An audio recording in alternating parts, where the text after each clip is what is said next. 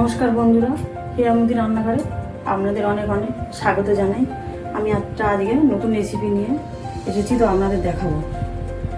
এটা গুরুদুয়ারের প্রসাদ, মানে এটা কারা প্রসাদ বলে। তো এটা আমি প্রথমবারই বানাচ্ছি, আমি কোনোদিন খাইনি। তো বানিয়ে আপনাদের সাথে শেয়ার করছি, বানাচ্ছি, এই জন্য দেখছি কেমন হয়, আপনারাও দেখবেন। এক বাটি আটা নিয়েছি, এক বাটি চিনি, এক বাটি ঘি, আর এই বাটি আড়াই বাটি জল দেবো। আমি আপনাদের দেখাচ্ছি। আমার 3.5 মাসের নাতনি আছে, তাই পিছন দিকে অনেক গল্প করছি উ করে করে। আপনাদের একদিন দেখিয়ে দেবো আমার নাতনিকে, খুব কথা বলে।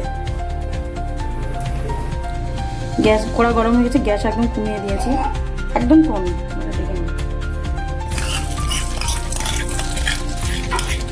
দেখুন আমি চেষ্টা করছি ওরকম বানানোর।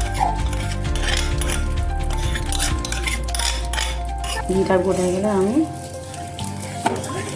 একদম কমানো আছে, কাজ বেশি বাড়ালে পুড়ে যাবে। ঘিটা গলে গেছে, আমি আমার আটাটা দিয়ে দেবো।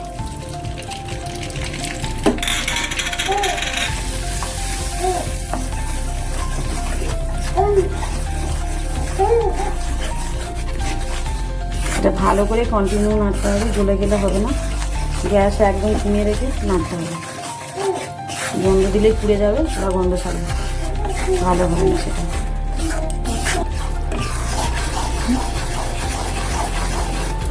এটা আমি নাড়ছি আস্তে আস্তে, একদম কম আছে, নাড়তে হবে। নাড়তে নাড়তে একটা গন্ধ আসবে, আপনারা বুঝতে পারবেন। আমি গ্যাস একদম বাড়ানো যাবে না, নাড়া বন্ধ করা যাবে না, নাড়তে হবে কন্টিনিউ। দেখুন লালচে হয়ে গেছে, এবার আমি চিনিটা দিয়ে দেবো। আমি জল দিয়ে দেবো, এই বাটি আড়াই বাটি। একদম থামা যাবে না, এই সময় একদম থামা যাবে না, কন্টিনিউ নাড়তে হবে। আমি আড়াই বাটি জল দিয়ে দিলাম।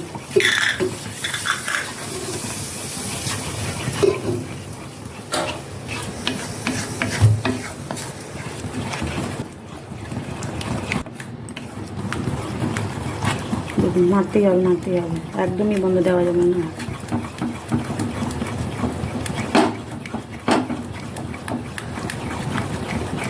দেখতেই পাচ্ছেন কত সুন্দর হয়েছে।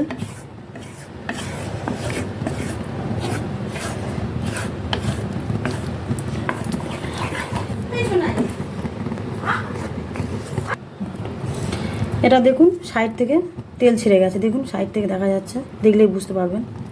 একদম পুরো লো ফ্লেমে, কোনো বাড়ানো যাবে না গ্যাস, আর এইরকমই কালার হবে।